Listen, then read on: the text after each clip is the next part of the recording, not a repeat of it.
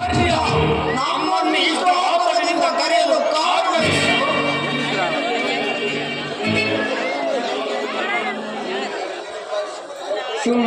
ಶುಂಭನೇ, ನಿಮ್ಮಂತಹ ಶಿಷ್ಯರನ್ನು ಪಡೆದ ನಾನೇ ಧನ್ಯ. ನಿಮ್ಮಿಂದ ದಾನವ ವಂಶಕೀರ್ತಿ ಪ್ರಚಲಿತವಾಗಿ ಬೆಳಗಬೇಕು.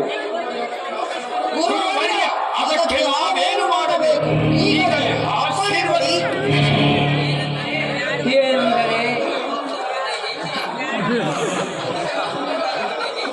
ಏನೆಂದರೆ ಸಕಲ ಭೂಮಂಡಲವನ್ನು ಜಯಿಸಿ ಕಪ್ಪ ಕಾಣಿಕೆಗಳನ್ನು ತಂದೊಪ್ಪಿಸಬೇಕು. ಮೊದಲು ಆ ದೇವತೆಗಳೆಂಬ ಸುರಕೀಟಗಳನ್ನು ಸೆದೆಬಡಿಯಬೇಕು.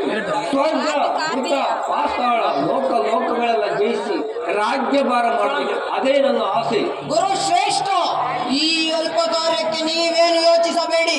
ಈ ಕ್ಷಣದಲ್ಲಿ ಆ ದೇವತೆಗಳನ್ನು ಸದೆಬಡಿದು ನಿಮ್ಮ ಪಾದದಡಿಗೆ ತಂದು ಹಾಕುತ್ತೇನೆ. ಅಷ್ಟೇ ಏಕೆ,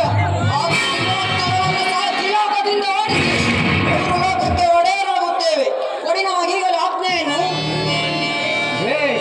ಬೇಷ್. ನಿಶುಂಭ, ಇದಕ್ಕೆ ನೀವೇನು ಹೇಳಿದೆ? ಗುರುವರ್ಯ, ಈ ಕ್ಷಣದಲ್ಲಿ ಆ ಸ್ವರ್ಗಲೋಕಕ್ಕೆ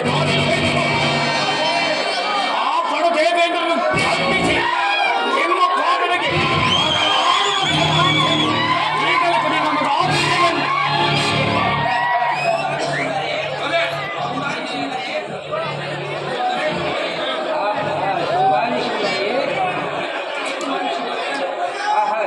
ಶುಂಭನೇ, ನಿಮ್ಮಿಂದ ಆ ಕಾರ್ಯ ಈಗ ಸಾಧ್ಯವಿಲ್ಲ. ನೀವಿನ್ನು ಬಾಲಕರು. ಏನೆಂದರೆ ಗುರುವರ್ಯ, ನಾವು ಬಾಲಕರಾಗಿರಬಹುದು, ಆದರೆ ನಮ್ಮ ಬಾಣಗಳಿಗೆ ಬಾಲಕತನವಿಲ್ಲ. ಈ ಶುಂಭ ನಿಶುಂಭರು ಸಮರ ಭೂಮಿಗೆ ಕಾಲಿಟ್ಟರೆ ಆ ಅಮರಾಧಿಪತಿಗೆ ತರತರನೆ ನಡುಗಬೇಕು. ನಮ್ಮ ಹೋರಾಟಕ್ಕೆ ಗುಡುಗು ಸಿಡಿಲಬೇಕು, ಪ್ರತಿಭಾನುಗಳು ಬೆಚ್ಚಿ ಬೀಳಬೇಕು. ಇಂತಹ ಪರಾಕ್ರಮಿಗಳಲ್ಲಿ ನಿಮಗೆ ಸಂದೇಹವೇ ಗುರುವರ್ಯ? ಸಹೋದರ, ಅಣ್ಣ, ಒಡೆಯ ರಥವನ್ನು ಕೈಲಾಸಗಿರಿಗೆ ನಡೆಯಣ್ಣ, ಹೋಗೋಣ. ಇಡೀ ಲೋಕಲೋಕವೇ ಬೆಳಗಾಗುವಂತೆ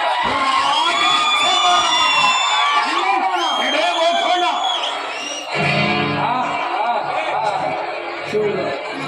ಶಿಷ್ಯರೇ, ನನ್ನ ಮಾತನ್ನು ಕೇಳಿ. ನೀವು ಪರಾಕ್ರಮಿಗಳೆಂಬುದು ನಾ ಬಲ್ಲೆ, ಅತಿ ಶೂರರೆಂಬುದು ನಾ ಬಲ್ಲೆ. ಆದರೆ ನಿಮ್ಮಿಂದ ಈಗ ಕಾರ್ಯ ಮೊದಲು ತಪಸ್ಸಿಗೆ ಹೊರಡಿ. ಹರ ಬ್ರಹ್ಮನಿಂದ ವರಶಕ್ತಿಗಳನ್ನು ಪಡೆದು ಲೋಕಗಳೆಲ್ಲ ರಾಜ್ಯಭಾರ ಮಾಡಿ. ಅದೇ ನನ್ನ ಆಸೆ. ಗುರುವರ್ಯ, ಏನಂತರಿ ಗುರುವರ್ಯ, ನಾವು ಹರಿಭ್ರಮರನ್ನು ಅದೆಂದಿಗೂ ಸಾಧ್ಯವಿಲ್ಲ. ಹೇಗಾದರೆ ಮಹಾಚಿರುತರಾದ ನಾವು ಕೇವಲ ಹರಿಭ್ರಮರನ್ನು ಕೈಮುಗಿ ಜಾಗಿಸಬೇಕು. ಅದೆಂದಿಗೂ ನಡೆಯದು. ಬೇಕಾದರೆ ಅವರೇ ನಮ್ಮನ್ನು ಧ್ಯಾನಿಸಲಿ, ಬೇಕಾದವರನ್ನು ನಾವೇ ನೀಡುತ್ತೇವೆ. ಶಾಂತಂ ಪಾಪಂ ಶುಂಭ,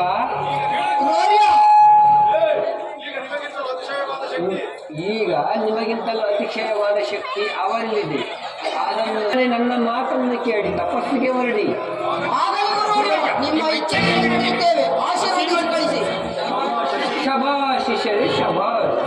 ಈಗ ನನಗೆ ಆನಂದವಾಯಿತು. ಶುಂಭ, ನೀನೀಗ ಹೋಗಿ ಆ ಕೈಲಾಸಪತಿ ಶಂಕರನನ್ನು ಅರಣ್ಯ ಭಕ್ತಿಯಿಂದ ಆರಾಧಿಸು. ಎಷ್ಟು ಕಾಲವಾದರೂ ತಪಸ್ಸಿನಿಂದ ಹೇಳಬೇಡ. ಆಗ ನಿನ್ನ ಭಕ್ತಿಗೆ ಮೆಚ್ಚಿ ಆ ಶಿವನೇ ಬಂದೇ ಬರುತ್ತಾನೆ. ಆಗ ನೀನು ಬೇಕಾದ ವರಗಳನ್ನು ಕೇಳಿ ಈಡೇರಿಸುವುದು. ನಿಶುಂಭ, ನೀನು ಬ್ರಹ್ಮದೇವರನ್ನು ಧ್ಯಾನಿಸಿ ವರ ಪಡೆದುಕೊಂಡು ಬಾ.